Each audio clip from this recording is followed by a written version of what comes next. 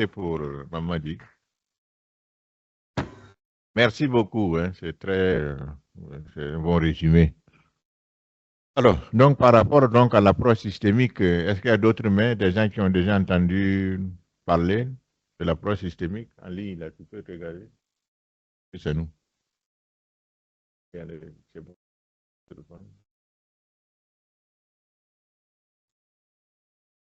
Oui, c'est ça, c'est noté. D'accord. Donc, on va écouter les rares personnes qui ont entendu parler. Madame Nikema. Merci beaucoup. Bonjour à tous et à toutes. Et donc, bonjour à tous et à toutes. Pour ce qui concerne l'approche systémique, on va aller de par le nom. On dit systémique, c'est-à-dire plusieurs systèmes. Donc, c'est l'interaction entre ces différents systèmes-là que l'approche systémique veut faire ressortir. Par exemple, si on prend les humains avec l'environnement, les humains, on vit dans un milieu. Quelle est notre approche? Quelle est notre interaction avec cet environnement-là? Et l'environnement aussi, de même aussi, il y a une interaction qui se crée entre les humains et puis son environnement. Donc, si on a tendance à peut-être couper les arbres au fur et à mesure, on va voir que non, notre environnement aussi va se dégrader. Et quand l'environnement aussi se dégrade, on aura tendance à avoir peut-être chaud comme ça. La température aussi va augmenter, on aura tendance à avoir chaud et tout. Donc, ça va jouer forcément sur les humains. Donc, en gros, c'est l'interaction entre plusieurs systèmes. Je que Mme Nikema est agronome, donc elle défend son affaire, quoi. Merci beaucoup. Alors, Monsieur Ramdé, c'est ça? Vous avez la parole. C'est Madame Ramdé, non? Vous avez la parole. Pour la parole. Allô, vous m'entendez? Allô? Allô? On vous entend. Ok, merci pour la parole. Voilà, selon moi, l'approche systémique, c'est voilà, une approche qui vise à combiner plusieurs aspects, c'est-à-dire plusieurs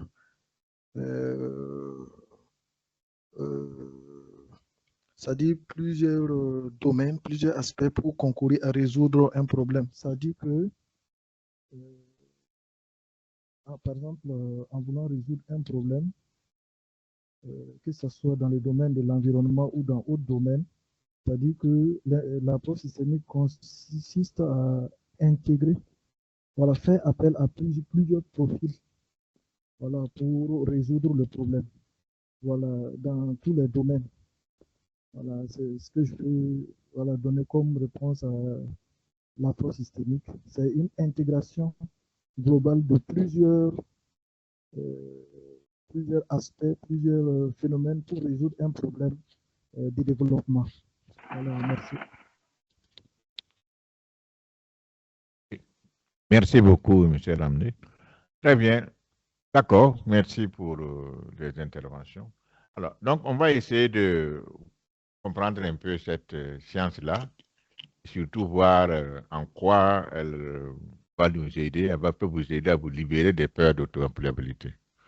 Éventuellement, si d'aventure aussi vous voulez être un expert de cette question qui est quand même une opportunité d'emploi en réalité. Donc, je vous propose de voir, peut-être pour situer les choses, donc, la différence entre donc, méthode expérimentale et systémique. Là. Le rappel des caractéristiques de la méthode expérimentale. Ensuite, la reconnaissance des prétentions de la méthode scientifique. Il y a eu donc vraiment des conséquences négatives. Là. La naissance d'une autre méthode pour s'attaquer donc aux problèmes complexes. Et enfin, bon, comme vous le savez toujours, Impact plus là, bon, quel que soit on apporte des améliorations. Donc, on va donc voir aussi donc, les innovations, les simplifications que nous avons apportées à cette méthode-là. Sur le point de la différence, donc ce qu'on peut retenir, c'est que vraiment, bon, c'est très important, quoi. Il y a eu la méthode expérimentale, là, analytique, ou bien qu'on dit aussi scientifique. Celle que nous utilisons aujourd'hui, elle a pour source donc les 4 principes donc, du discours de la méthode de Descartes. Vous connaissez ça mieux que moi, puisque vous êtes encore sur, voilà, sur les bancs. Seulement, ces 4 préceptes étaient quoi? Vous les connaissez, hein? Le premier était de ne concevoir jamais aucune chose pour vrai, que je la connue évidemment pour telle. Donc, il faut s'assurer que c'est une réalité. Le second est de diviser chacune des difficultés en autant de parcelles qu'il se pourrait et qu'il serait requis pour mieux les résoudre. Ça, c'est le deuxième principe. Troisième, conduire par ordre mes pensées en commençant par les sujets, les objets les plus simples et les plus aisés à connaître. Et quatrième, enfin, faire partout des dénombrements si entiers et des revues si générales que je puisse assurer de ne rien omettre. Vous savez, ce sont ces 4 préceptes-là qui ont encadré toute la méthode scientifique qui nous régit aujourd'hui, qui a régi en fait le monde occidental et puis bon voilà quoi. Mais de façon générale quand même la science a fait beaucoup de chemin. C'est ça toute la philosophie scientifique est bâtie sur ces 4 principes-là. Donc, alors, ça c'est la méthode expérimentale ou scientifique. Il faut retenir que la base est dans ces 4 principes-là. Voilà. Maintenant, par rapport à l'approche systémique,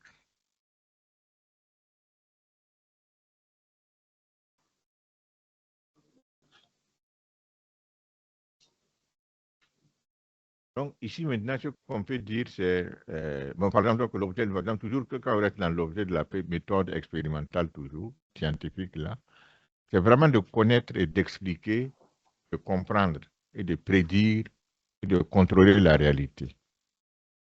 C'est ça la science. Comprendre, nous connaître, expliquer, comprendre, prédire et contrôler. Quand vous parlez des principes scientifiques, bon, je pense que tous ceux qui sont dans l'agronomie, ceux qui ont fait les rédactions de mémoires, de thèses, bon, c'est ça qui gouverne le processus là. Donc concrètement, qu'est-ce que ça donne comme caractéristique principale? C'est une science qui a une prétention à l'universalité. Et qu'elle pense que dans tous les domaines, on peut l'appliquer. C'est une approche universelle. Ensuite, elle a dominé depuis plus de 200 ans la pensée scientifique occidentale et appliquée dans tous les domaines du savoir humain.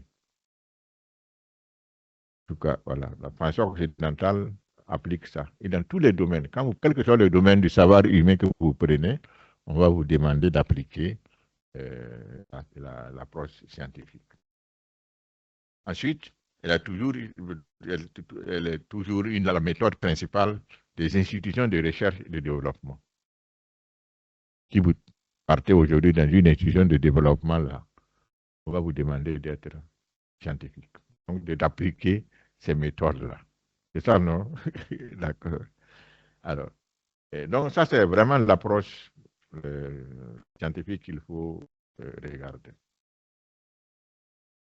Pardon, excusez-moi, j'ai mis l'approche systémique, c'est plutôt l'approche scientifique. Maintenant, toujours est-il que pour comprendre, hein, pour comprendre les éléments de l'approche systémique, là, il faut rappeler les éléments de l'approche scientifique. Maintenant, par rapport aux conséquences toujours des approches, les éléments scientifiques là, donc il y a quand même des conséquences, hein, la présentation scientifique là. Qu'est-ce qu'il y a dit comme conséquence? La conséquence, c'est l'isolement des disciplines scientifiques entre elles et avec aussi le monde réel. Entre elles, d'une part, il y a eu des isolements. Chaque discipline a conquis son indépendance en étant une discipline à part. Quoi qu'ici, là, vous êtes mieux outillé pour connaître ça. Chacun vient avec ses spécialisations. Les masters, là, vont se créer en fonction donc, de ces disciplines-là qui viennent, voilà quoi. Entre elles, ça se sépare. Mais le problème aussi de fond, c'est qu'entre ces disciplines et le monde réel, il y a aussi des écarts. Ces disciplines-là ne sont pas toujours en adéquation avec le monde réel. Et ça, souvent, peut-être, c'est ça qui explique le problème des universitaires. Parce que vous avez développé un savoir qui n'est pas toujours en adéquation avec les réalités dans le monde. C'est une science, mais son lien avec la réalité quotidienne dans le monde n'est pas toujours évident. Il faut comprendre que vraiment le problème que vous avez là est lié à la science sur laquelle on étudie là. Alors, l'autre conséquence, il y a une négligence de définir de façon étroite les problèmes que nous confrontons. Donc, c'est-à-dire que quand on prend un problème, bon, on va le définir de façon limitée, quoi, puisqu'il faut spécialiser le problème, le ramener à une seule entité. Oh non, c'est souvent ce problème est vaste, mais bon, on le réduit à ces choses. Le troisième, merci beaucoup. Troisième élément de conséquence, c'est la super spécialisation, comme on en parlait tantôt. Chaque science va se spécialiser. Quand vous prenez aujourd'hui la médecine, là, attention, hein, c'est devenu vraiment autre chose, quoi. Il y a des secteurs qui c'est toujours en train de se diviser, quoi. Il y a des secteurs qui, peut-être que tu prends un certain, mais tu prends un médecin de temps, tu vas dire non, vas-y là-bas parce que moi je ne connais pas tes choses. C'est ça. C'est ça la super spécialisation. Entre toutes les sciences super spécialisées aujourd'hui. Oui, ça fait partie des conséquences donc des 4 principes que nous avons vus là. Chaque principe étant un principe qui alimente des conséquences. De l'autre côté, l'autre conséquence, c'est la difficulté grandissante pour les spécialistes de communiquer entre eux. J'ai assisté un jour à une soutenance de médecine là, qui est intéressant. Le monsieur, il traitait sur il traitait sur le rhumatisme des os, quoi. Et ils avaient dans le jury, là, c'est ça, jury, non? C'est qui, dans le jury de thèse, il y avait un rhumatologue et puis un chirurgien. Et puis le directeur des mémoires, quoi. Mais entre le rhumatologue et le chirurgien, ce n'était pas simple. Parce que pour le rhumatologue, tant que la forme, même si l'os est déformé, même si tant que ça ne dérange pas trop le patient, il faut laisser vivre avec. Mais pour le chirurgien, non. Hein. Dès que c'est déformé, il faut corriger. Ou même si on prévoit que ça va se déformer, il faut opérer. Ils sont là pour les opérations et les autres sont là pour plutôt gérer les douleurs. Donc, ça fait que souvent, comme on dit là, même entre eux, donc, les difficultés grandissantes, donc, entre les spécialistes de communiquer entre eux. Parce que souvent, ce n'est pas les mêmes écoles. Souvent, c'est ça qui se passe. Chacun, même les journalistes, hein, chacun, quand il vient avec son école, là, chacun, voilà, c'est difficile à communiquer entre eux. Alors, donc maintenant, on dit encore qu'une efficacité douteuse face à la résolution de problèmes qualifiés de complexes. C'est ce point-là que nous allons retenir en réalité, en ce qui nous concerne ici. Dès lors qu'on est dans un problème qui est complexe, cette science, la science scientifique a des limites, véritablement. Ça a été constaté. Alors, suite à ça, qu'est-ce qui s'est passé? C'est vraiment c'est pas la super spécialité, tout ça là, c'était là. Mais le constat qui a été fait, c'est que si c'est devant des problèmes complexes, l'approche scientifique n'avait pas une grande capacité de résolution. Donc, c'est ça qui a fait qu'il y a eu donc la naissance d'une autre méthode, cette fois-ci pour s'appliquer aux problèmes complexes, qu'on appelait la méthode systémique. Alors, c'est une science donc, qui a commencé il y a longtemps, hein, dans les années 1940-1950. Bon, quand on a parlé, il n'y a que 2 personnes parmi vous qui connaissaient ça, Or, en réalité, c'est une science qui est normée et enseignée dans plusieurs universités. Hein. Il faut savoir ça. Donc, c'est depuis 1940-1950 que la science est née dans les États-Unis. Il y a eu beaucoup de contributions, mais c'est surtout vraiment les travaux qui sont dans le domaine donc, de la médecine, de la biologie, de l'agronomie, parce qu'eux, ils faisaient face à des problèmes complexes. Donc, la méthode scientifique telle qu'ils l'enseignaient n'arrivait pas à résoudre leurs problèmes. Par exemple, les interactions entre l'environnement et l'homme, c'était difficile de gérer ça de façon scientifique, parce que ce n'était pas toujours facile, quoi, puisqu'il fallait toujours créer un problème simple. Donc, il y a énormément beaucoup de travaux qui sont disponibles hein, sur cette science-là. Bon, moi, je voulais vous présenter quelques éléments ici sur, on va dire, donc, les approches analytiques et systémiques, quoi. Alors, quand on prend analytique, là, on dit que ça isole, une approche qui isole et se concentre vraiment sur les éléments. Ça, l'approche analytique.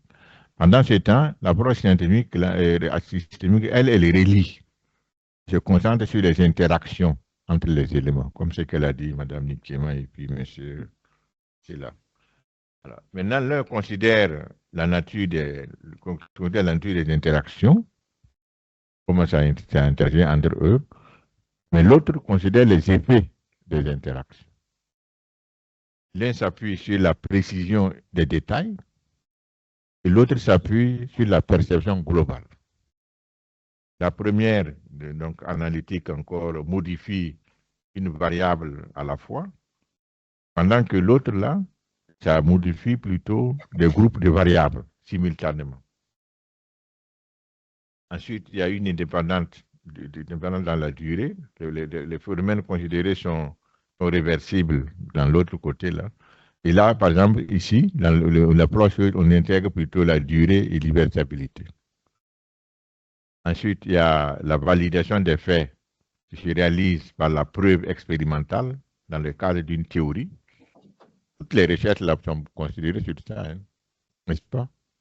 Vous développez, vous posez une théorie et vous partez faire la preuve expérimentale pour la théorie. De l'autre côté, là, on fait la validation des faits. Ça se réalise par la comparaison du fonctionnement du modèle avec la réalité. Pendant qu'un côté, on est dans la théorie, l'autre, on est plutôt dans le fonctionnement du modèle avec la réalité. Vous voyez, c'est un peu tout ça là qu'il faut voir, les différences là. Alors, l'autre, c'est donc des modèles précis et détaillés, mais difficilement utilisables dans l'action. Par exemple, les modèles économiques. Voilà, quand on construit un modèle économique, c'est très précis, c'est très détaillé, c'est vraiment joli, avec des graphiques, comment tout ça là. Mais si vous voulez l'appliquer dans la réalité, ce n'est pas toujours aussi aisé que la théorie. Pendant que l'autre côté, bon, on a affaire à des modèles insuffisamment rigoureux, mais qui pour servir donc de base donc, de connaissances. Mais ce n'est pas très rigoureux. Mais c'est des modèles qui sont utilisables dans la décision et l'action. Bon, par exemple, les modèles du Club de Rome, c'est des modèles qui ont été donc mis en place, qui vraiment ont pu, dès le départ, ce n'était pas clair, mais dans le fonctionnement, ils ont résolu beaucoup de problèmes. Parce que négocier la diminution des dettes et tout ça, puis la révision des dettes des pays. Alors, ici encore, on a une approche efficace lorsque les interactions sont linéaires et faibles.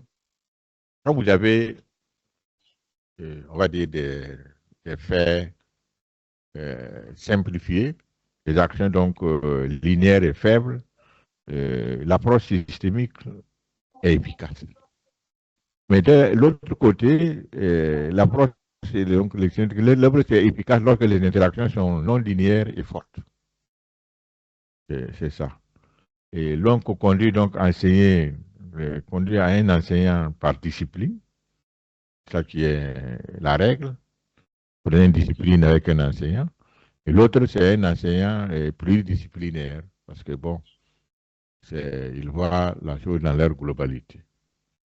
Voilà un peu les éléments qu'il faut avoir quand on pense donc à approche systémique.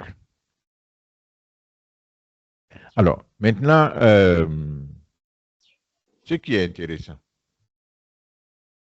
vraiment de comprendre, c'est là que tu trouves notre intérêt de l'approche systémique, c'est que le chômage en tant que phénomène, le problème c'est que c'est un quoi?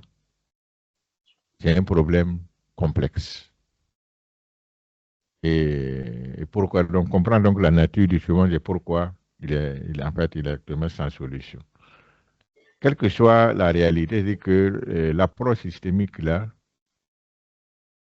si on comprend pourquoi le chômage, avec l'approche systémique là, peut-être je vais vous laisser échanger autour de ça. Voilà, donc allez-y, je vous pose la question. Avec ce qui veut être dit sur l'approche systémique, à savoir donc que c'est une science qui s'attaque à des problèmes complexes. Est-ce que quelqu'un peut dire pourquoi aujourd'hui le chômage a des difficultés de solution? Je vous laisse la parole aussi bien dans la salle que ceux qui sont en ligne.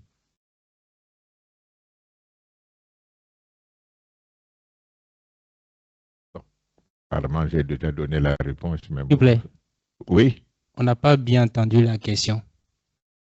Hein, la question était de savoir pourquoi est-ce que du fait que l'approche systémique est une approche aux problèmes complexes et l'approche scientifique une approche aux problèmes simplifiés, est-ce que quelqu'un peut dire pourquoi, pourquoi aujourd'hui on a un problème de chômage en lien avec ces concepts-là?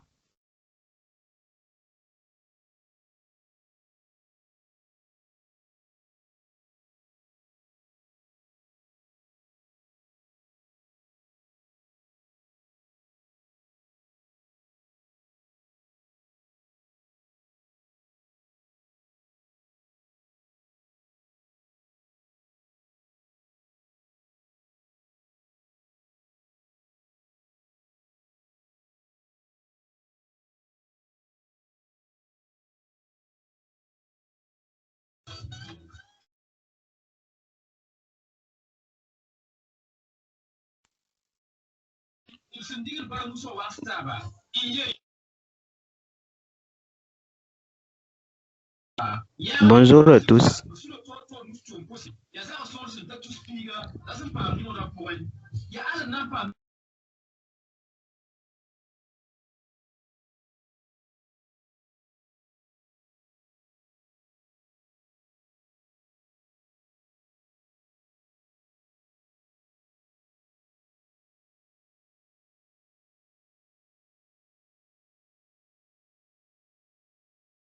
Oui. Bon, des gens qui veulent intervenir, on est en train de noter les noms. Allez-y. Cinq intervenants. OK.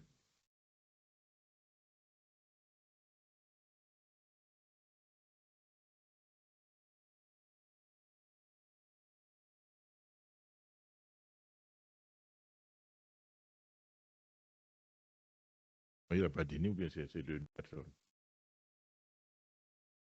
Et puis, C'est bon, c'est pas grave. C'est bon? D'accord. Très bien. Bon, Nikema, vous avez la parole.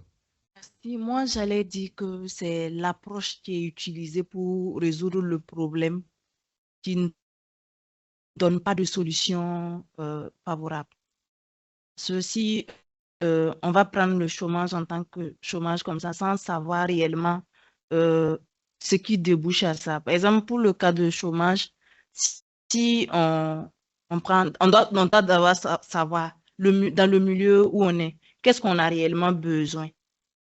C'est de quel type de formation on a besoin avant de peut-être essayer de former des gens pour répondre à ça.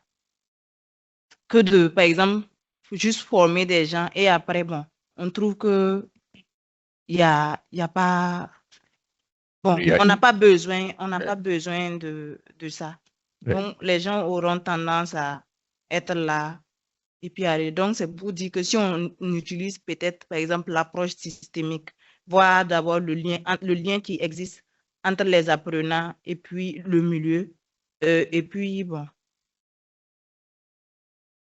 voir aussi dans l'avenir qu'est-ce qu'on aura besoin et tout avant de commencer les formations. Faire ce lien-là avant de former les gens. OK. Très bien. Merci beaucoup. Mamadi.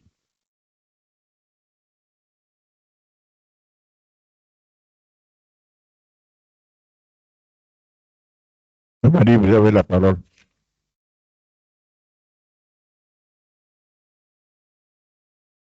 Il nous sale en attendant Mamadi. Ok, bonjour à tous. Bonjour. Vous me recevez? Oui, voilà. Très bien. Donc, bon, si en tout cas moi j'ai bien suivi, que je comprends ce que vous avez dit, il faut comprendre que le chômage d'abord n'est pas un problème simplifié. Donc, ça veut dire que c'est un problème complexe. Alors que l'approche systémique s'attaque aux problèmes complexes. Donc, je peux dire que si on a toujours des problèmes, ça veut dire que les solutions ne sont pas satisfaisantes en ce qui concerne le chômage, c'est qu'il y a une mauvaise approche. Ce qui voudrait dire que jusqu'à présent, on utilise le problème, on utilise l'approche scientifique pour résoudre le problème du chômage, ce qui fait qu'on n'a pas de solution satisfaisante. Donc, pour résoudre le problème du chômage, on devrait l'appliquer plutôt l'approche systémique. Et je pense que si on avait cette approche-là, le problème du chômage serait en tout cas résolu, à ma compréhension. OK. Merci beaucoup. Merci. Formidable. Merci beaucoup. Alors, Maïla. Et Mamadi est là. Maïla, allez-y alors. Bonjour à tous. Bonjour. Et ma réponse rejoint un peu celle des deux autres. Et pour moi, on a utilisé l'approche inadaptée pour résoudre les problèmes. Il s'agit d'un problème complexe et on a utilisé l'approche analytique qui n'est pas du tout adaptée pour résoudre les problèmes. Et résultat, il y a un problème, on n'arrive pas à résoudre le problème parce que la méthode utilisée n'est pas vraiment adaptée au problème. Merci beaucoup. OK. Merci beaucoup. Hein. Bien. Alors, Samira Tou.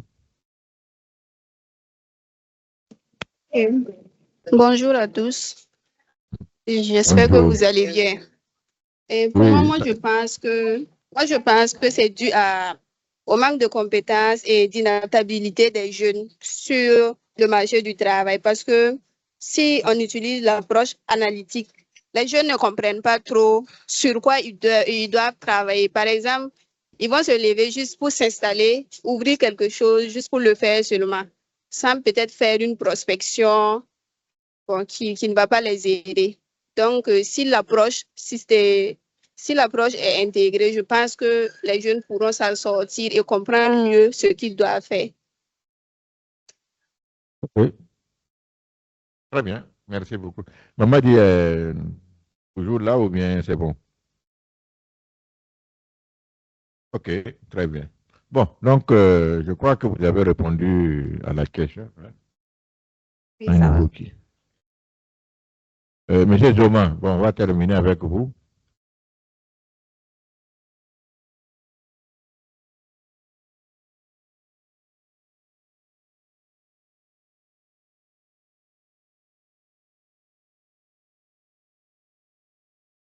Ah bon.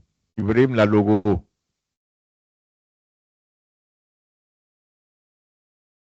Oui, je suis à vous.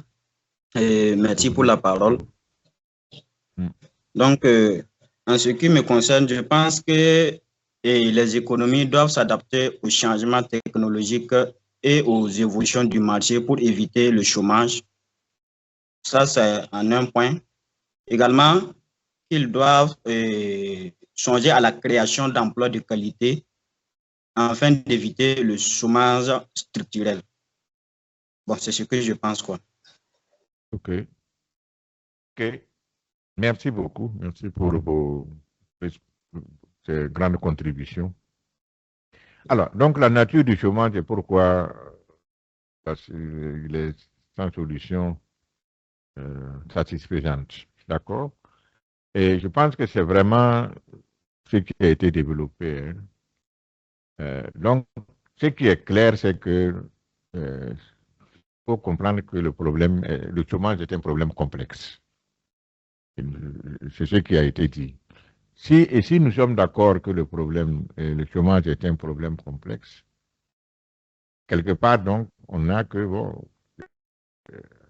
on doit accepter l'idée on doit pouvoir, en appliquant donc la solution systémique là, trouver des solutions. Et de ce point de vue, donc, ceux qui comprennent ça et qui essaient dans leur approche donc d'être systémique au lieu d'être analytique, doivent en tout cas être plus à l'aise vers l'auto-employabilité, puisqu'ils comprennent un peu la cause profonde, la question donc du fait que le chômage est sans solution. Donc, vraiment, c'est ça. C'est-à-dire que on n'a pas appliqué la bonne approche sur le chômage. Ce que je vais vous demander, vous, c'est d'essayer de comprendre un peu l'approche systémique et d'appliquer la bonne approche. Et pour vous libérer donc de vos peurs à l'auto-employabilité. Oui. Bon. Est-ce qu'on ne va pas faire une complémentarité entre les approches? Essayer d'appliquer les deux dans toutes les situations. Ne pas valoriser une approche au détriment d'une autre approche. C'est vrai. C'est vrai que il y aura nécessairement des situations où l'approche scientifique sera mise en œuvre. Bon, de toute façon, ça sera automatique, hein, parce que quand c'est dans toutes les situations, on va mettre l'approche. C'est quand on est dans une situation complexe simplement qu'il faut essyer de voir systémique. Sinon, les autres situations simples, ça sera toujours l'approche, effectivement, vous avez parfaitement raison, hein, scientifique, qui est bon. C'est notre approche mère quand même jusqu'à présent. OK, alors, donc, maintenant, vous avez levé la main, quelqu'un a levé la main initialement? Non, okay. Alors, maintenant, si le temps le permet, on va revenir à ça. Les approches de solutions actuelles qu'on utilise pour les solutions systémiques. Et ces approches-là, ce sont des approches en réalité ce sont des approches qui travaillent sur les systèmes, travaillent donc sur la nature des systèmes, les interactions, les boucles. Je n'ai pas voulu ce matin rentrer dans ça parce que c'est une approche, je voulais simplement dire que l'approche systémique, malheureusement, n'a pas été grandement diffusée parce que ces solutions sont difficiles jusqu'à présent. Ces solutions restent toujours des solutions d'experts. C'est vraiment une science. J'ai fait une conférence en ligne qui est actuellement sur YouTube sur l'approche systémique. Peut-être je vais vous donner des liens, où j'ai développé comment aujourd'hui, l'approche systémique a des difficultés à raison de l'approche de solution. Donc, je vais vous donner le lien après.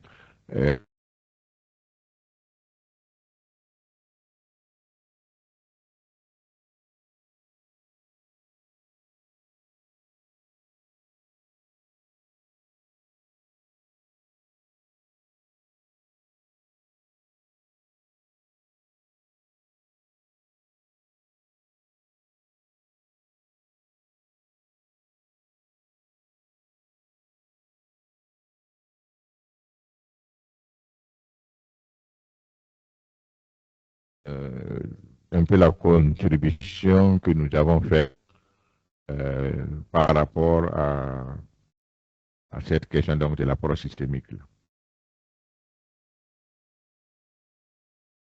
Donc, il y a des situations où ce qu'on a fait simplement, c'était de ce qu'on veut proposer comme approche. Penser ces situations complexes et voir comment on peut trouver la solution en essayant donc de trouver à travers les systèmes, pas les éléments du système. Parce que l'approche rationnelle, il faut comprendre ça. L'approche rationnelle divise, prend chaque élément et on veut trouver la solution dans l'élément. Par contre, l'approche systémique voit les choses globalement. Il va rechercher la cause, pas dans un élément donné, mais dans le système. Nous, on essaie de le simplifier comme ça en termes d'enseignement. Et on veut développer des exemples où chacun doit développer ça et quand il est devant un problème, bien sûr, hein, si c'est un problème simple, on peut trouver la solution dans l'élément simple. Mais s'il est complexe, au lieu d'abandonner, il faut rechercher l'élément dans le système. Définir le système et aller chercher la solution dans le système. Ça, c'est notre approche. On appelle ça l'approche systémique simplifiée que nous voulons développer et faire en sorte donc, que l'approche systémique soit vulgarisée parce que quand même, hein, comme ce que vous êtes en train de dire, il n'y a pas que le chômage. Hein. On est dans un monde de plus en plus complexe. Et ce monde-là ne peut pas survivre avec l'approche rationnelle seule aujourd'hui. Il nous faut forcément avoir les deux approches. Il faut forcément avoir et l'approche rationnelle et l'approche systémique. Comment développer l'approche systémique pour qu'elle atteigne le plus grand nombre? Ça, c'est le travaux que nous avons fait. Et je vais essayer de vous donner des cas concrets qui peuvent donc montrer notre approche, mais en même temps développer vos aptitudes systémiques. Je vais développer les aptitudes rationnelles à l'école. Ça, c'est acquis. Maintenant, il faut développer les habitudes systémiques. Et ça, on essaie de vous donner quelques exemples pour vous aider à ça. Tandis que bon, on a travaillé sur ça, on a même un programme assez riche qui en dit comme pour aider les gens à développer cette attitude, ces aptitudes-là. Alors, donc, on va aller sur quelques études de cas pour voir un peu notre approche, donc l'approche, on va dire, donc, rationnelle. Non, pardon, systémique, là. Simplifiée. Pas les boucles, là. Alors, sur le premier élément, ça c'est un élément, on va dire, le b.a.-ba pour expliquer l'approche, notre vision de l'approche systémique. C'est une histoire où on dit que quelqu'un roulait, vous connaissez cette histoire-là, je la raconte après, quelqu'un d'entre vous va prendre des relais. Un automobiliste a eu une panne sous la pluie, il s'est garé à côté d'un centre psychiatrique. Mais bien sûr, il y avait un canal quoi, qui était là, puisque bon, voilà, c'était sur une pente. Bon, c'est normal que quand que ta solution était donc de changer le pneu. L'approche rationnelle, c'est ça, il faut changer le pneu, n'est-ce pas? Donc, il a ouvert son coffre, il a enlevé, enlevé donc les écrous posés à côté donc de la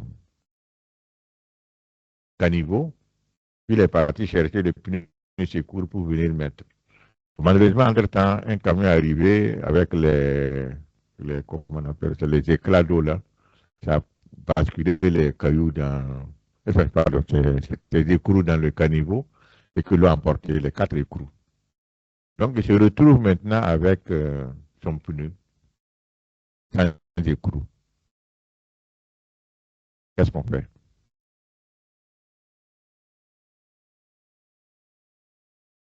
Il ne savait pas quoi faire. Donc, il a repris son pneu pour remettre dans son coffre là. Il dit, bon, c'est qu'il va, comme il pleuvait, c'était difficile d'arrêter des gens pour vous aider. Donc, il a dit qu'il va aller chercher un garagiste, peut-être qui n'est pas loin, pour venir le dépanner. Ça, c'était sa solution à lui parce qu'il n'avait plus de solution. Si vous étiez à sa place, est-ce que vous avez une solution?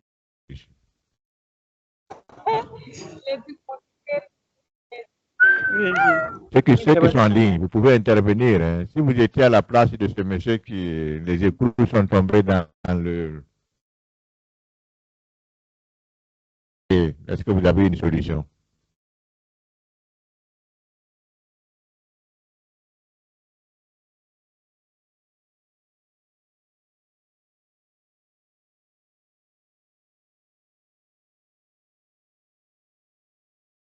Oui? Là, vous levez la main. Alors,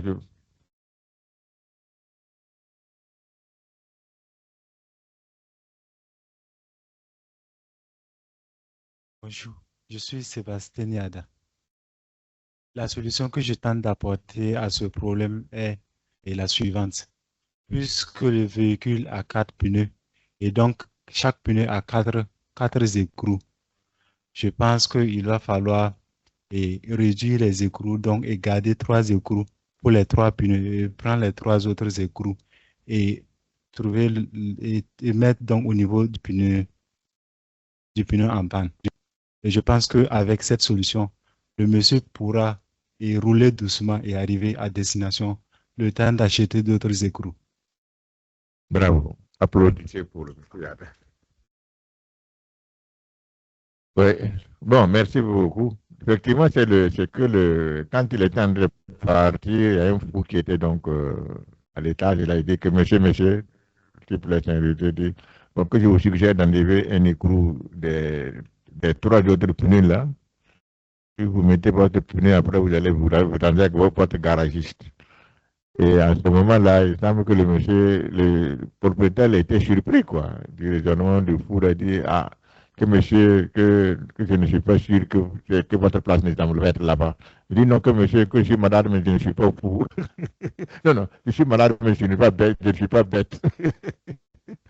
Bon, en fait, moi, ce que je voulais que vous voyez, c'est-à-dire qu'on était tous, on n'est pas formaté au systémique. Donc, vous avez des difficultés. Parce qu'on voit la solution sur l'élément pneu. Ce qu'il a dit, c'est vraiment de voir l'élément, la solution dans le système. Le système, c'est le véhicule. Dans la conception du véhicule, on a prévu ces cas. S'il y a un cas comme ça, qu'on puisse quand même dépanner. Mais bon, comme on n'est pas formaté système, on n'a pas ce type de solution. Alors, donc, ça fait que, bon, en réalité, cette approche-là est d'abord importante pour chacun d'entre nous, hein, puisque devant les difficultés complexes, là, vous allez trouver des solutions. Et ça doit vous aider donc à vous libérer des peurs d'auto-employabilité, tous ceux qui ont ça. Parce que l'entreprise, là, c'est ça, hein, c'est des situations complexes que vous allez voir. Si vous avez ce type de solution, vous avez la possibilité de vous en sortir. De vous en sortir. Bien, alors, on va voir un deuxième cas. Okay. Alors, le deuxième cas, c'est un cas, c'est d'ailleurs même par là que nous avons découvert l'approche systémique en réalité. C'était dans les années 2009, non? 2009, 2010. Bon, en fait, on avait une grosse étude en République démocratique du Congo. Notre bureau avait eu 2 gros marchés pour accompagner ce qu'ils appellent la décentralisation administrative, d'une part, et la décentralisation financière, d'autre part. C'était donc comment? Vous savez, là-bas, c'est un sous-continent, hein, c'était vraiment vaste. Bon, donc on devait rédiger 9 textes pour eux, pour accompagner la décentralisation. Un de ces textes-là, c'était sur le statut des chefs coutumiers de toute la RDC. C'était lourd, hein? C'était de gros textes quand même, hein, vous savez. Bref, toujours est-il que quand on a rédigé les textes, il y a eu ce qu'on appelle donc, vous connaissez les études, hein? Quand vous finissez des études, il y a ce qu'on appelle la restitution de l'étude. Partez devant donc un parterre d'administrateurs, de responsables projet pour présenter vos travaux. Et comme c'est des textes très importants, c'était le programme de renforcement des capacités de la RDC qui faisait ça. C'était un niveau politique très élevé. La réunion a regroupé les experts, bien sûr, et les responsables du projet. Projet donc de gestion, donc la gouvernance de la RDC. Ensuite, il y avait le comité des lois.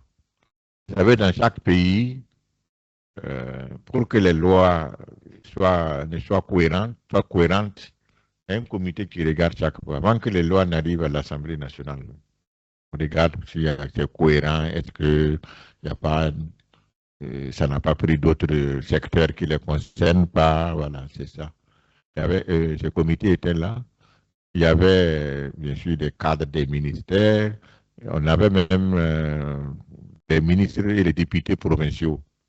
C'était vraiment une grosse réunion d'experts qui étaient là.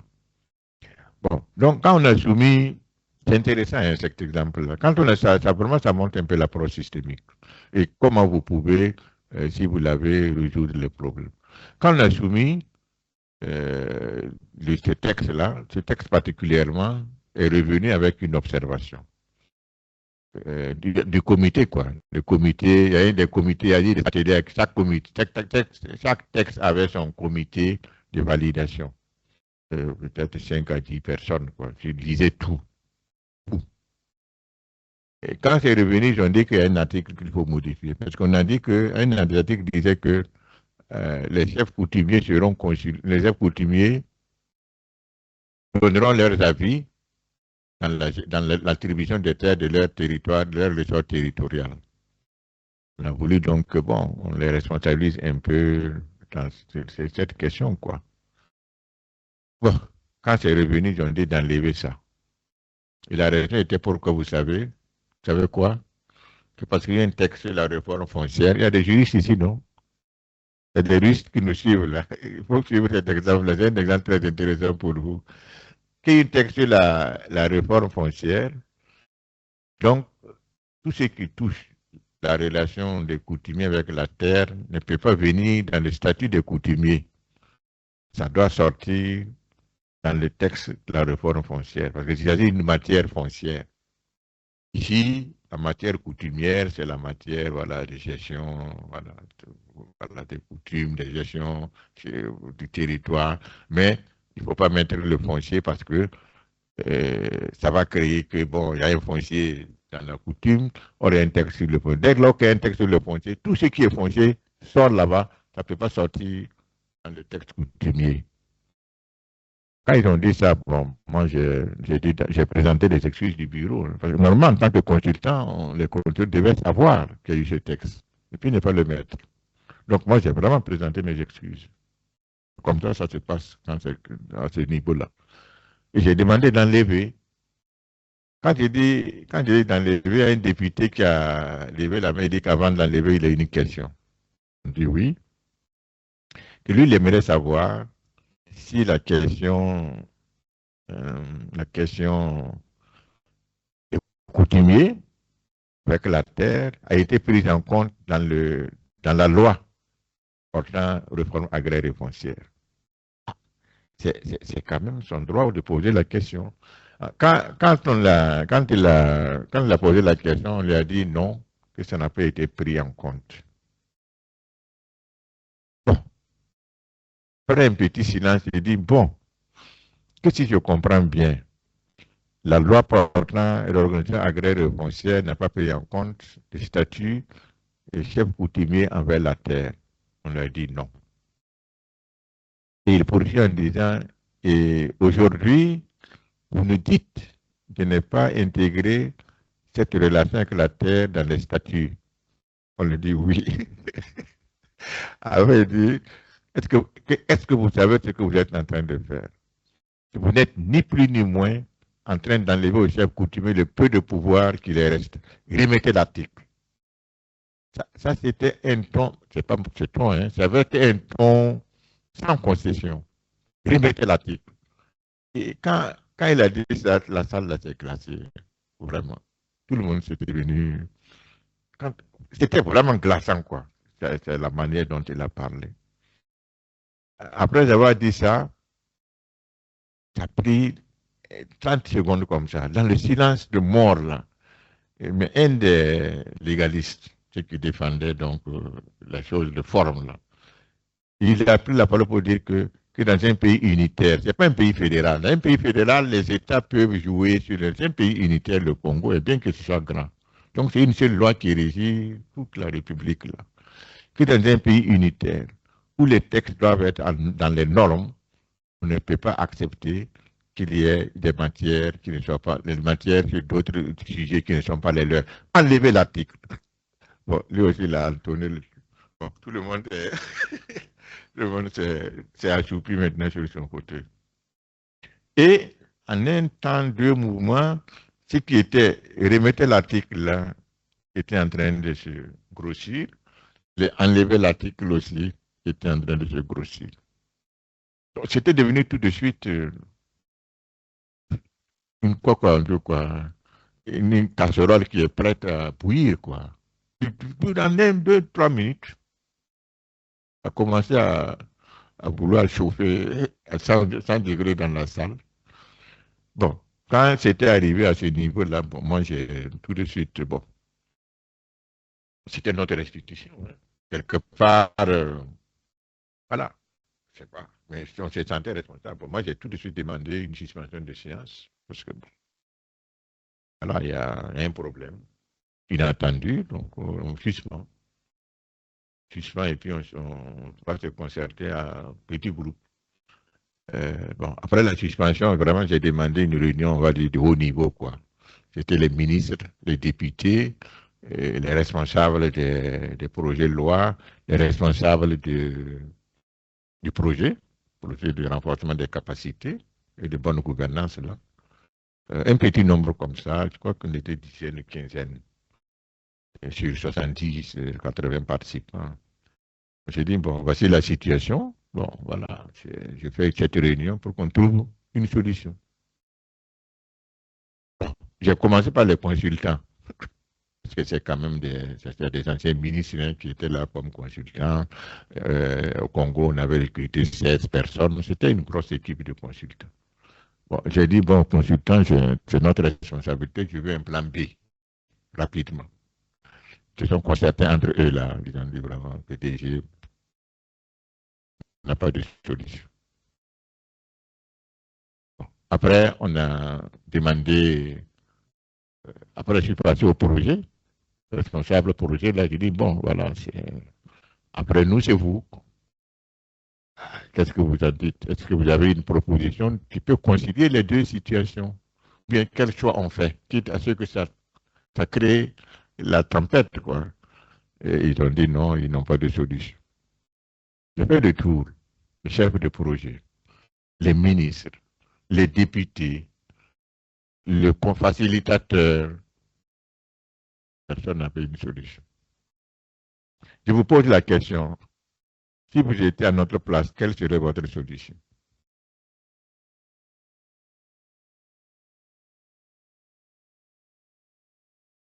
Bon, on écoute aussi ceux qui sont en ligne. Hein.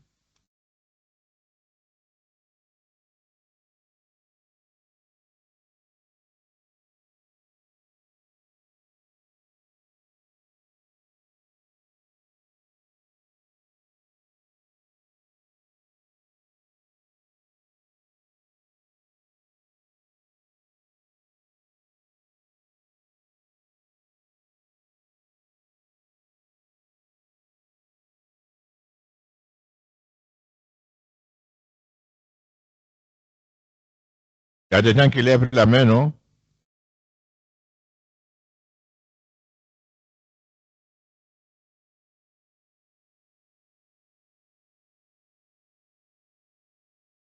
Bon, ceux qui sont dans la salle.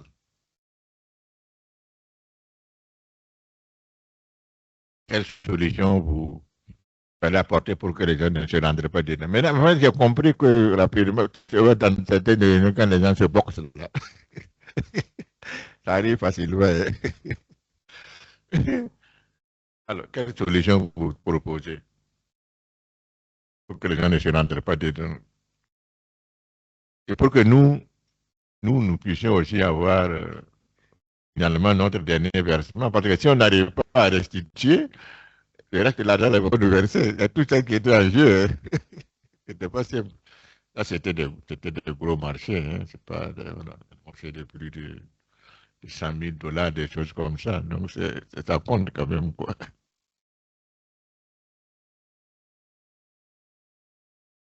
Est-ce qu'il y a des gens en ligne qui ont levé la main?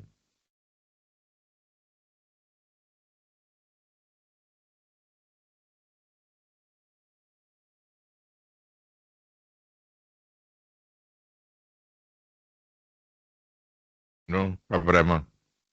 Bon, donc vous voulez que je donne la suite de l'histoire? Si vous avez une réponse, j'allais vous écouter, mais si vous n'avez pas, je vais donner la suite de l'histoire. Il y a une personne a levé la main là-bas. Oui? Qui ça?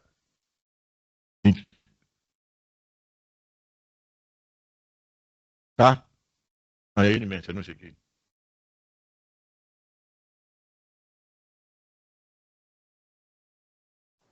Oui, allez-y alors, allez-y. Monsieur Kabore, allez-y.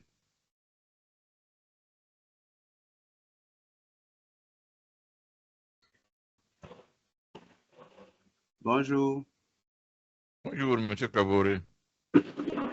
Bon, l'idéal, ce serait sur le cas d'espèce là, c'est de réunir les deux parties. Parce que du côté de celui qui défend la loi, c'est purement juridique parce que si vous optez pour la proposition contraire, c'est comme si vous étiez en train de légiférer.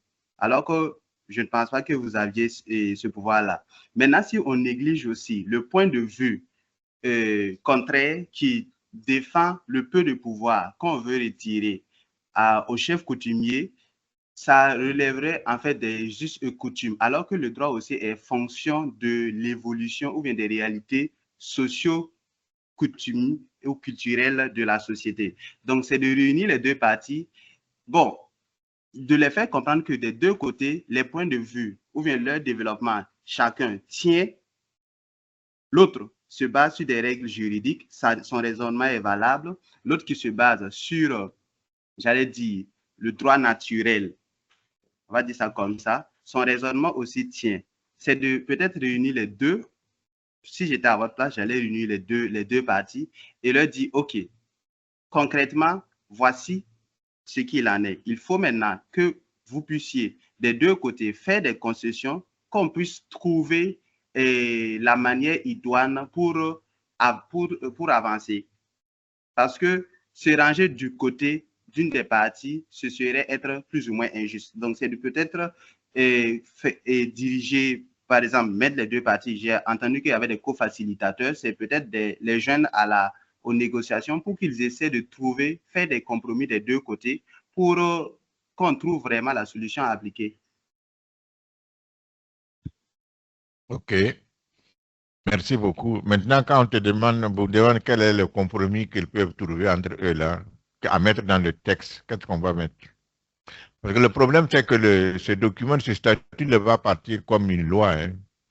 Il s'agit d'en fait de le faire adopter comme une loi. Donc, si c'est adopté, voilà, c'est ce qui est dans la loi qu'on applique, quoi. Où il y a la capacité des chefs coutumiers à interagir sur leur terre, où il n'y en a pas.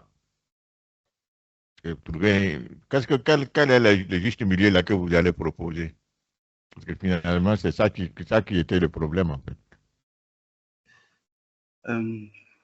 Je ne suis pas trop expert en droit, mais je dirais que le juste milieu, c'est de peut-être ouvrir une parenthèse, c'est de dire, même si le droit de propriété sur la terre reviendrait à l'État, si c'est à l'État d'en disposer comme il veut, sans aviser le point de vue des chefs coutumiers, c'est peut-être de les insérer dans le processus de, j'allais dire, partage ou d'appropriation ou d'expropriation, tout ce qui sera fait comme acte ou comme, j'allais dire, des actes concernant le foncier, c'est de concilier aussi, même s'ils n'auront pas un pouvoir de décision, c'est de les insérer dans le processus d'amendement ou d'adoption de certains actes qui sont en lien avec leurs terres, les terres des chefs coutumiers. OK, merci. Bon, donc, j'informe qu'en fait, le débat là, c'est ça. C'est-à-dire que on ne voulait pas qu'il y ait aucune mention justement sur le foncier dans ce texte de coutume là. Puisque tout ce qui est foncier devait relever de la loi foncière. C'est ça le vrai problème en réalité. Donc, les propositions intermédiaires que toi tu dis, c'était assez difficile que ça passe, quoi, puisque ça renvoyait donc à des droits des coutumiers sur le foncier. Et on ne voulait pas que ces droits-là apparaissent là-bas.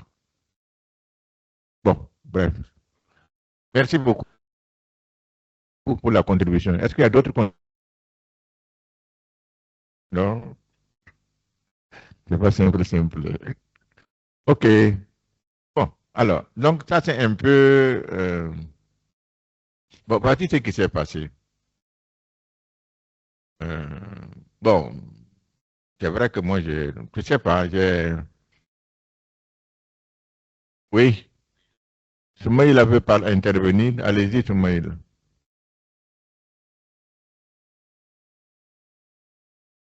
Que si vous trouvez, on va vous féliciter, hein, parce que tous ceux qui étaient là-bas, tout le groupe, la personne n'a trouvé. Hein, c'est ça qui est la vérité, quoi. Allez-y.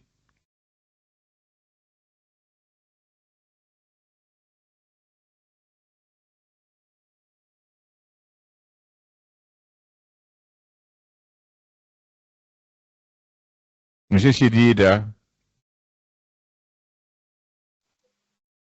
Oui, bonjour. Bonjour. Ok, merci bien. Bon, je vais tenter de donner une réponse. Oui. Ça peut aller? Ok. Oui, allez-y. Bon, moi, à mon niveau, si c'était moi, j'étais confronté à cette situation, je n'allais pas penser à trancher sur place, mais plutôt à faire une autre approche pour voir quelle est et comment la situation peut être gérée si toutefois les chefs coutumiers sont écartés de cette répartition de la terre. Parce qu'il ne suffit pas de trancher. Si toutefois, par exemple, dans d'autres localités, si on règne les chefs coutumiers de cette gestion, quel qu'en soit le pouvoir de l'État, ça ne va pas marcher. Il y aura beaucoup de problèmes. On va rester toujours dans ces problèmes. Donc, c'est de répartir, faire une approche. Bon, avec ceux auxquels on peut avoir des informations sur comment la terre est gérée et si toutefois les chefs d'État et les chefs coutumiers sont réunis de cette gestion, est-ce que ça pourra marcher avant de penser à trancher. Bon, c'est à ce niveau que j'allais penser. Et excusez-moi, je pensais que mon micro était activé. Vous me recevez maintenant? Vous me recevez? Oui, maintenant c'est bon. Allez-y. Ok, je me disais que vu que dans les textes, on ne devrait pas mentionner les fonciers et que les chefs coutumiers sont en quelque sorte des autorités qui ont un certain pouvoir sur une zone déterminée, on pouvait leur accorder un pouvoir général sur le territoire concerné sans mentionner les fonciers. Par exemple, on pourrait dire que les questions importantes, les questions majeures qui relèvent de leur zone d'influence, ils doivent donner leurs avis concernant les questions majeures qui relèvent de leur zone d'influence. Et je pense que le foncier fait partie des questions majeures. Donc, implicitement, on inclut le foncier sans pour autant mentionner le foncier. Puisqu'on ne peut pas mentionner le foncier qui est déjà régi par un autre texte du moins. Donc, on pourrait prendre la globalité qui est la zone d'influence de chaque chef, de chaque autorité, pour leur donner un pouvoir à ce niveau, de sorte à ce que ce pouvoir puisse leur permettre de donner leur avis s'il y a un problème concernant les fonciers. Merci beaucoup. Merci. Je pense que c'est effectivement une approche pertinente, hein, une approche pertinente. Bon, le problème, c'est que si le texte sur le foncier ne le prévoit pas, dans les procédures, on peut dire que bon, le texte sur le foncier ne les a pas inclus. Et donc, ce sera plus obligatoire que le foncier soit parmi les problèmes importants, quoi, puisque finalement, c'est le foncier quand même qui va gérer toute l'organisation et toute la gestion juridique, la loi, quoi. Il va gérer toute la gestion juridique sur toutes les questions foncières sur le territoire. Mais bon, c'est une approche ça peut créer après des conflits, mais déjà, c'est pas mal comme approche effective. Merci beaucoup. Monsieur Eugène.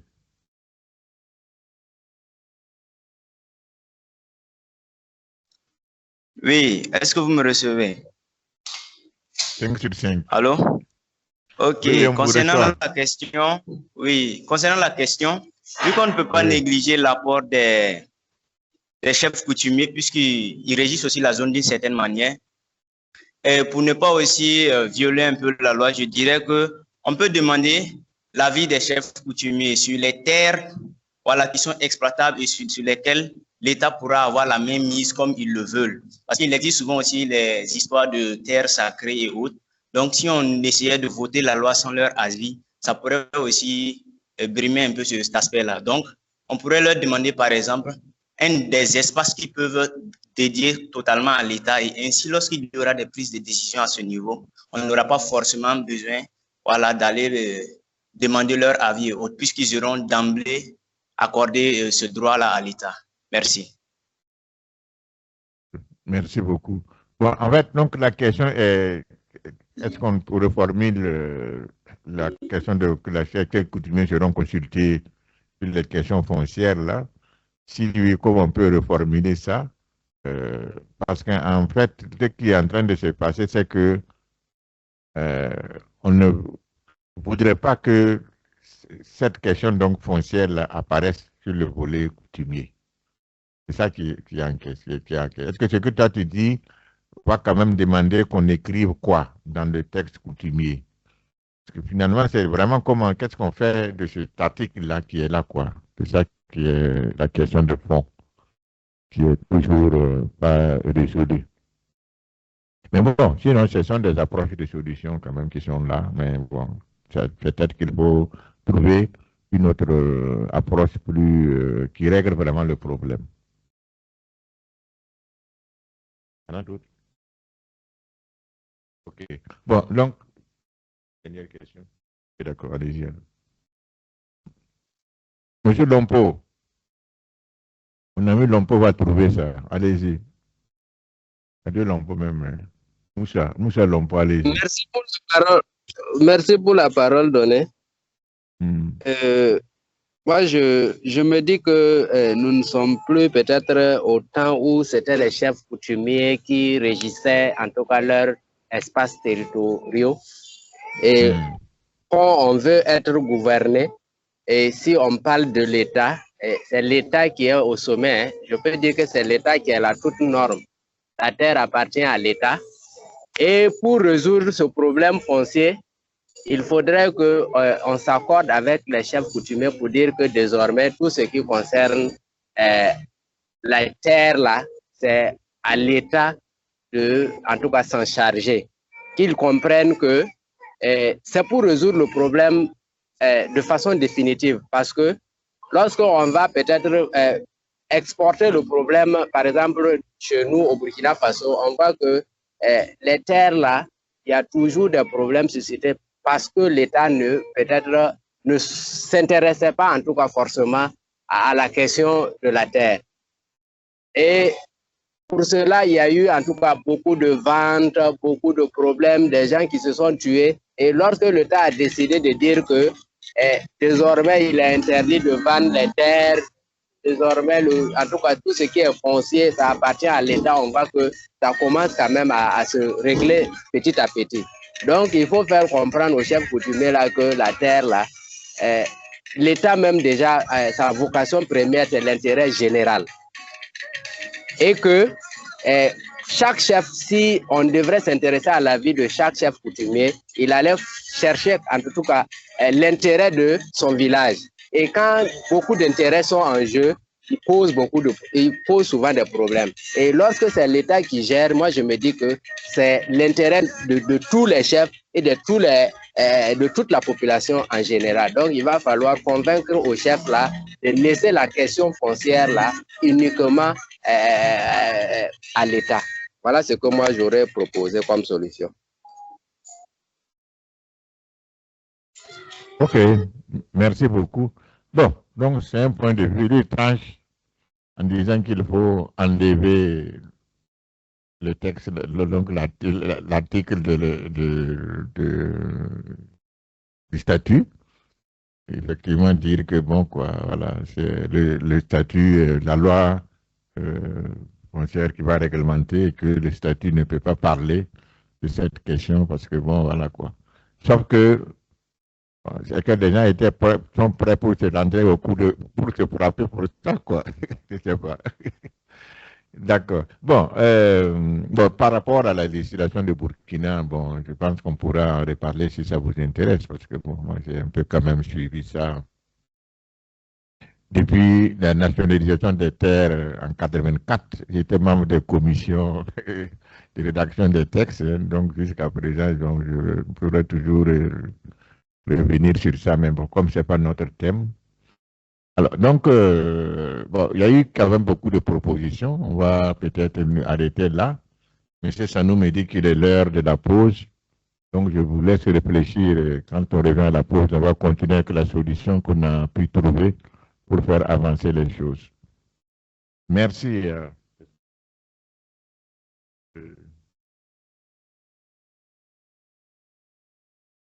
Bon, donc, on reprend à 11h. 11h, c'est bon. 25 minutes.